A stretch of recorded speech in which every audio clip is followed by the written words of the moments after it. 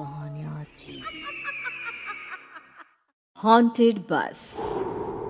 रात के करीब 11 बज रहे थे। सड़क पर इक्का दुक्का गाड़ियां चल रही थी। अपनी नाइट शिफ्ट खत्म करके शीला और निकिता बस स्टॉप पर खड़ी थी।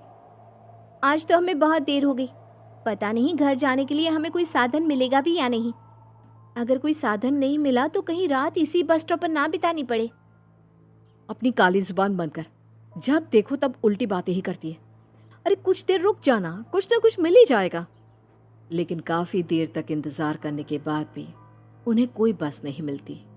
धीरे धीरे समय के साथ साथ सड़क पर चलने वाली गाड़ियों का दिखना भी बंद हो जाता है। अरे ये देख, अब तो सड़क पर एक भी गाड़ी नहीं दिख रही।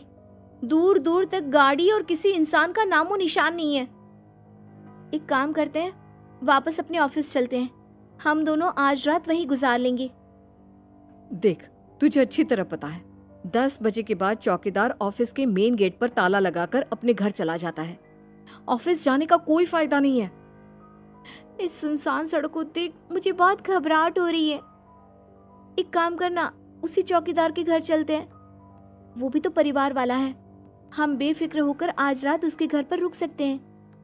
अरे पागल, चौकीदार 10 बाई 10 की खोली में रहता है। उसके 4 बच्चे हैं। भला वो हमें अपने घर में कौन सी जगह देगा। अब तू ना ये बेकार की बातें बंद कर और चुपचाप खड़ी रह। शायद कोई लिफ्ट ही मिल जाए। फिर काफी देर इंतजार करने के बाद आखिरकार एक नीले रंग की बस उनके सामने आकर रुकती है। बस का दरवाजा खोल कंडक्टर उन दोनों से कहता है, कहिए कहाँ जाना है आप दोनों को? देखिए मेरी पूरी बस खाली पड़ी है। मैं आप दोनों को आपके ठिकाने पर छोड़ दूंगा। इतना कहकर कंडक्टर मुंह में भरे पान की पिचकारी सड़क पर दे मारता है।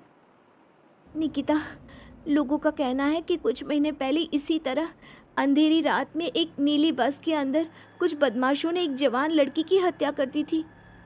इस बस का रंग भी नीला है। कहीं ये वही बस तो नहीं? कंडक्टर शीला की बात सुन लेता है और मुस्कुराते हुए कहता है, देखिए मेम साहब, उस घटना के बारे में मैंने भी सुना है।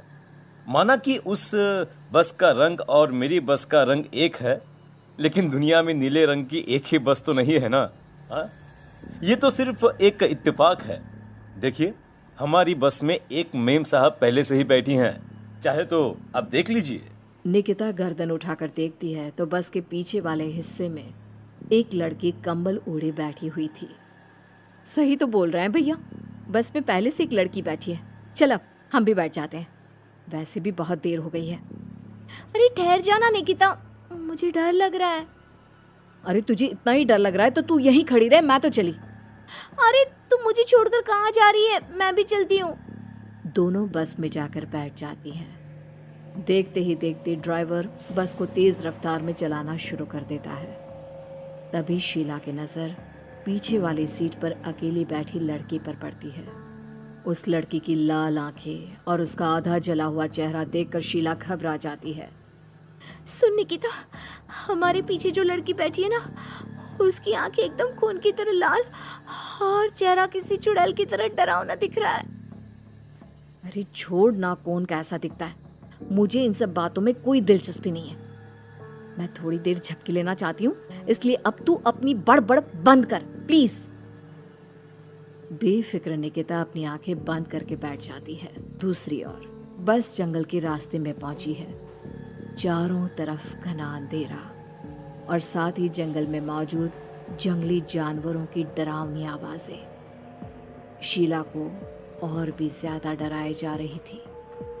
थोड़ी ही देर में बस एक बरगद के पेड़ के पास से गुजरती है। तभी अचानक बरगद की डाल पर बैठी एक बिल्ली कूदकर खिड़की के रास्ते शीला की गोद में आ गिरती है। मर गई रे, बचाओ मुझे, कोई बचाओ। शीला के चिल्लाने की वजह से निकिता की आंख खुल जाती है और वो भी घबराकर इधर उधर देखने लगती है।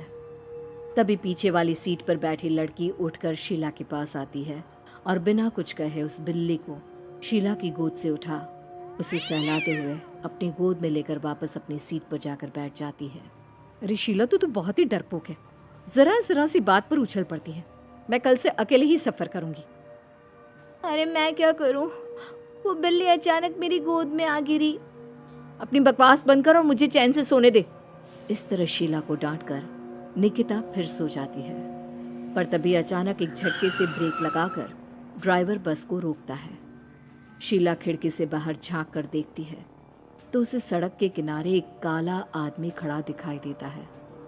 उसकी बड़ी बड़ी दाढ़ी और अजीब से कपड़े देखकर शीला को घबराहट होने लगी। क्या हुआ ड्राइवर भैया? हाँ, आपने बस क्यों रोक दी? अरे वो देखो, वहाँ वो सड़क के किनारे एक आदमी खड़ा है, उसी के लिए मैंने बस रुकवाई है। शीला निकिता को धक्का देकर नींद से जगाती है। अरे अब क्या हुआ? वो देख, सड़क किनारे कितना डरावना आदमी है। उसका अजीबोगरीब हुलिया देखकर लगता है जैसे कोई शैतान खड़ा हो। अब शीला की तरह निकिता भी उस आदमी को देखकर थोड़ा डरने लगती है। कंडक्टर, क्या तुम उस आदमी को बस में चढ़ाने वाले हो? उसे देखकर हमें डर लग रहा है, उसे बस में मत चढ़ाओ। अरे डरने की कोई बात नहीं है मेम साहब, ये आदमी जंगल के पीछे वाले गांव में रहता है। ये रोज इसी वक्त मेरी बस में बैठकर पड़ोस वाले गांव में जाता है, और वैसे भी ये बेचारा गूंगा है। अगर आप लोगों को डर लगता है तो मैं इसे ड्राइवर के बगल में बिठा देता हूँ। ओह अच्छा, ठीक है। फिर कंडक्टर का इशारा पाते ही वो आदमी बस में सवार हो जाता है। ड्राइवर दोबारा एक्सीलेटर पर जोर देकर बस को आगे बढ़ाता है। थोड़ी ही देर में बस एक घाटी पर चढ़ती है। बस के एक तरफ गहरी और डरावनी खाई थी, पर ड्राइवर को इस बात से कोई फर्क पड़ता नजर नहीं आ रहा था। वो लगातार बस की रफ्तार बढ़ाकर बस चलता जा रहा था। ड्राइवर भैया, आप देखते नहीं क्या बगल में इतनी गहरी खाई है? बस की रफ्तार लगातार बढ़ाए जा रहे हो, थोड़ा धीरे चलाओ ना। अरे मेम साहब, घबराने की कोई बात नहीं है, ये तो मेरा रोज का काम है। मैं तो यहाँ इसी रफ्तार से बस चलाता हूँ। आप बेफिक्र होकर अपनी सीट पर बैठ जाइए, आपको कुछ नहीं होगा। ड्राइवर के कहने पर निकिता शांति से बैठ जाती है। कुछ दूर चलने पर अचानक ड्राइवर बस को सड़क के किनारे रोक देता है। शीला एक बार फिर खिड़की के बाहर झांक कर देखती है, लेकिन इस बार उसे कहीं कोई दिखाई नहीं देता। अरे अब क्या हुआ? तुमने बस क्यों रोक दी? यहाँ तो दूर दूर तक कोई भी नहीं दिखाई दे रहा। ड्राइवर उसकी बात का कोई जवाब नहीं देता, पर कंडक्टर बोल पड़ता है।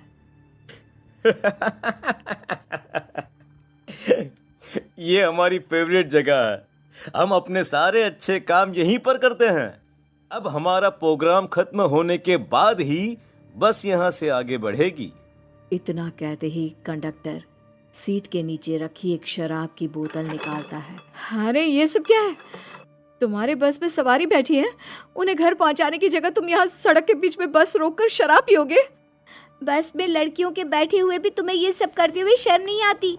कंडक्टर कोई जवाब नहीं देता और मुस्कुराते हुए शराब पीने लगता है। तभी ड्राइवर और दूसरा आदमी भी कंडक्टर के साथ मिलकर शराब पीने लगते हैं। निकिता, मुझे इन तीनों के इरादे कुछ ठीक नहीं लगते। हमने इस बस में बैठकर बहुत बड़ी भूल कर दी। तू घबरा मत, मैं हमेशा अपने पर्स में छोटा सा चाकू रखती हूँ। उसके रहते ये तीनों हमारा कुछ नहीं बिगाड़ पाएंगे। देखो गज्जू भैया, हमारी बस में इस समय 3 जवान लड़कियां बैठी हैं। कहो कहो सबसे पहले किसका शिकार किया जाए? मैं तो कहता हूँ कि सबसे पहले वो जो पीछे अकेले जो बैठी है ना, उसे पकड़ कर लाओ। उसके बाद इन दोनों का प्रोग्राम फिट करेंगे। ठीक है, जैसी तुम्हारी मर्जी।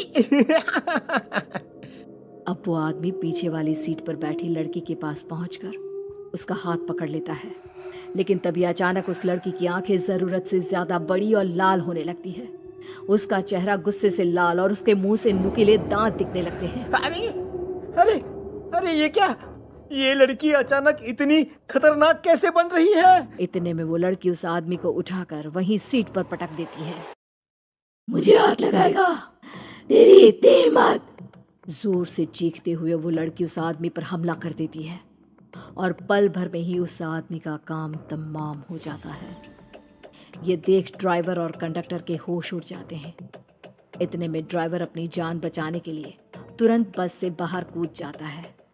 पर तभी बस के पीछे की तरफ से तेजी से आ रहा एक ट्रक उसे कुचल कर चला जाता है। एक ही पल में अपने दोनों साथियों की मौत देख अब कंडक्टर के हाथ पैर कांपने लगते हैं। ये सब देख निकिता और शीला के भी होश उड़ जाते हैं। वो चुपचाप अपनी सीट पर ही छुप कर बैठी रहती हैं। अरे अरे अरे कौन हो तुम और तुम इतनी भयानक कैसे बन गई? अब वो लड़की गुस्से में गुर्राते हुए कंडक्टर का गला पकड़ लेती है। इतनी जल्दी मुझे भूल गए? कुछ महीनों पहले तुम तीनों ने बड़ी बेरहमी से मेरी हत्या की थी और फिर शहर छोड़कर भाग गए। कई दिनों से मैं तुम तीनों के इंतजार में भटक रही थी। आज जाकर मेरा बदला पूरा होगा। अब तू भी अपने साथियों की तरह जहन्नम पहुंच जाएगा। अब वो लड़की कंडक्टर को उठाकर बस के पास मौजूद खाई में फेंक देती है। कंडक्टर एक बड़े पत्थर से जा टकराता है और उसकी भी मृत्यु हो जाती है। दूसरी तरफ ये सारा नज़ारा देख शीला और निकिता बेहोश हो जाती है। अगली सुबह जब उन दोनों को होश आता है तो वो अपने आप को एक सरकारी अस्पताल में पाती है।